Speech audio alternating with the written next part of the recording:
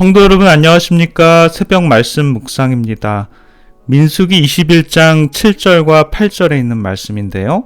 백성이 모세에게 이르러 가로되 우리가 여호와를 당신을 향하여 원망함으로 범죄하였사오니 여호와께서 기도하여 이 뱀들을 우리에게서 떠나게 하소서. 모세가 백성을 위하여 기도하매 여호와께서 모세에게 이르시되 불뱀을 만들어 장대 위에 달라 물린 자마다 그것을 보면 살리라. 호르산에서 아론의 죽음을 목격하고 슬픔 가운데 내려오지만 그 사이에 이스라엘 백성들은 아론의 슬픔을 30일간이나 울며 애곡하게 됩니다.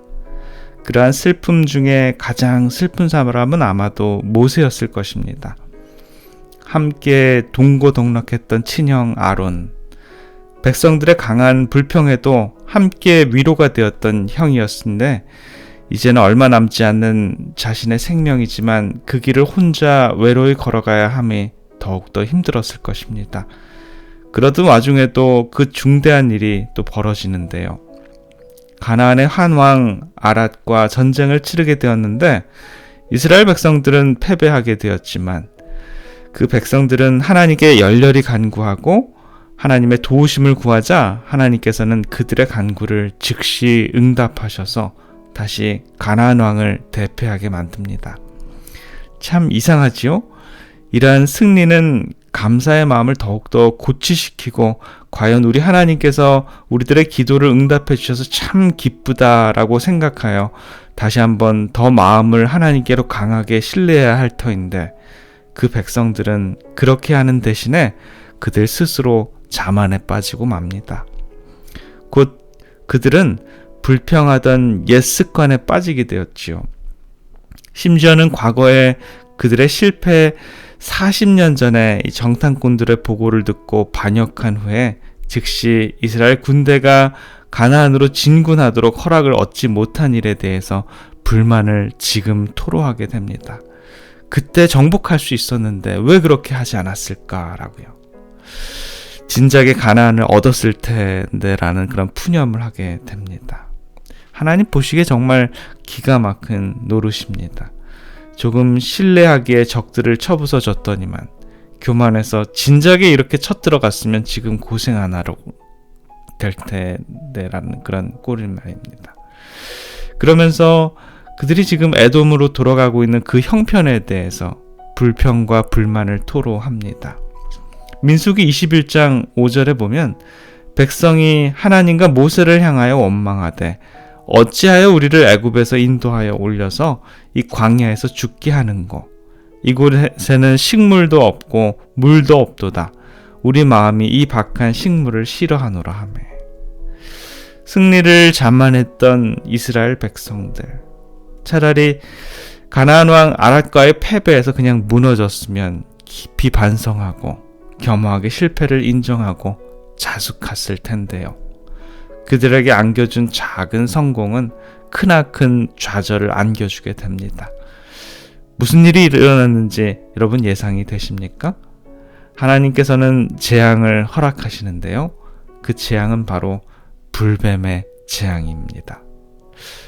부조와 선지자에서는 그 재앙에 대해서 이렇게 서술합니다. 429페이지인데요.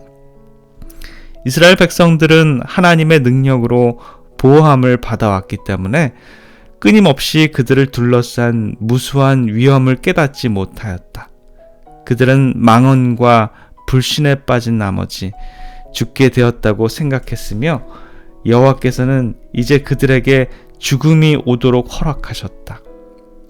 광야에 불뱀이라 불리는 독사가 있었는데 이 독사에게 물리면 극렬한 염증을 일으켜 신속하게 죽기 때문에 이런 이름을 붙여졌다. 하나님의 보호하시는 손길이 이스라엘을 떠났을 때 수많은 백성들이 이 독사에게 물렸다. 그리하여 온 진영에 공포와 혼란이 일어났다. 거의 모든 장막에 죽어가는 자와 죽은 자들이 있었다.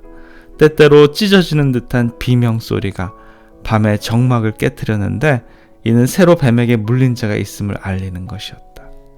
고통을 당하고 있는 자들을 도와주거나 아직 물리지 않은 자들을 보호하기 위하여 고통스러운 염려와 노력으로 모두 분주하였다. 이제는 한마디의 불평도 그들의 입술에서 흘러나오지 않았다. 현재의 고통에 비하면 전에 당한 어려움과 시련은 아무것도 아닌 것처럼 보였다. 사랑하는 성도 여러분, 저와 여러분들의 입술에서 아직도 불평과 불만이 배어 있습니까? 오늘 이 새벽에 다시 한번 생각해 보시기 바랍니다. 지금까지 나의 입술에서 새어나왔던 그 말들이 혹시 하나님을 불신하는 말들은 아니었는지요? 우리 하나님께서는 신명기의 말씀을 보면 신명기 8장 15절에 그 강대하고 위험한 광야, 곧 불뱀과 전갈이 있고 물이 없는 건조한 땅이라고 이렇게 설수를 합니다. 이 말씀에 보면 그들을 보호한 것은 오직 하나님의 능력이었다라는 것이죠. 이 위험한 광야에는 불뱀과 전갈이 득실됐다라는 것입니다. 그러나 지금까지 한 번도 그러한 일이 일어나지 않았다라는 것입니다. 그러나 하나님의 보호 장벽이 걷어지자 정말 이 광야는 극심한 위험한 곳이었다라는 것입니다. 우리들의 인생살이, 지금까지도 우리의 생명도 어쩌면 하루도 하나님의 은혜로운 이적을 보호함을 받지 않은 날이 없지 않았나라고 생각을 한번 해보게 됩니다. 어쩌면 오늘 우리들의 삶도 하나님의 이 보호하심이 없다면 불뱀의 엄습의 삶이 우리를 항상 노리고 있다라는 것입니다. 우리들의 불평과 불만은 하나님께서 더 극심한 재앙을 허락하심으로 그 재앙의 아픔 때문에 과거와 불평과 불만은 사라질 수도 있다라는 것 여러분 간과하시기 바랍니다. 그러한 일이 없어야 하겠지요? 이 대목에서 참 감사한 것은요, 하나님께서는 모세를 통해서 속히 구리뱀을 장대에 달라는 것이었습니다. 그러면 그것을 보면 살리라 라는 그런 선언입니다. 심리학자가 그런 연구를 해봤다라고 하는데요, 개코 원숭이라는 종류가 있는데 이 개코 원숭이를 유심히 관찰해 보았습니다. 어느 날 힘센 원숭이가 와서 약한 원숭이를 괴롭혔어요.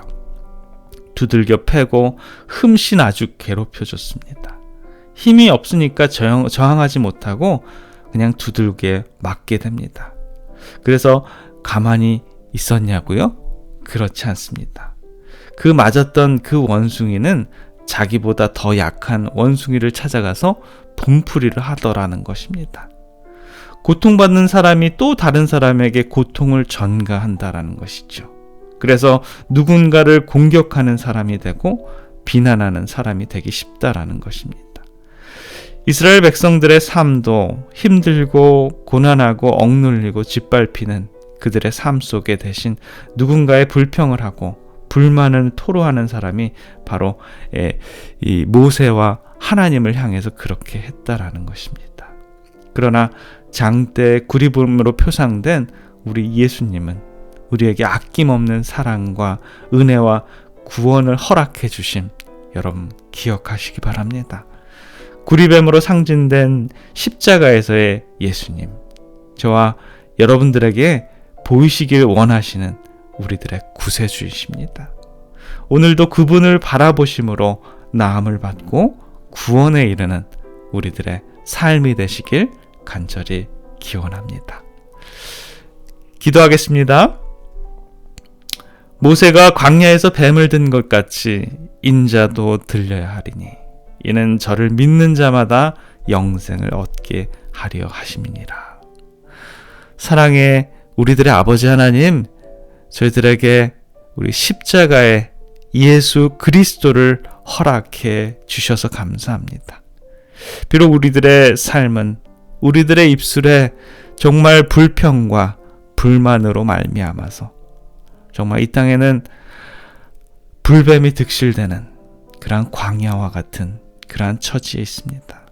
아버지, 저희들 오늘도 불뱀에 물려서 죽을 수밖에 없는 우리들의 삶이지만 우리 십자가에 있는 우리 예수 그리스도를 바라보고 정말 영원한 생명을 얻게 인도해 주셔서 감사합니다. 아버지, 우리 주님은 은혜이시고 사랑이시고 우리들을 구원으로 인도해 주시는 구세주이십니다.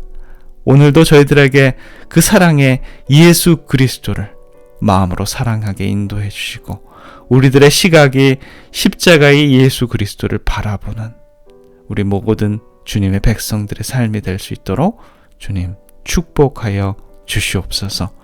오늘 하루의 삶도 우리 하나님께서 저희들과 동행하여 주시옵기만을 사랑해 우리 구주 예수 그리스도 이름으로 간절히 기도드립니다.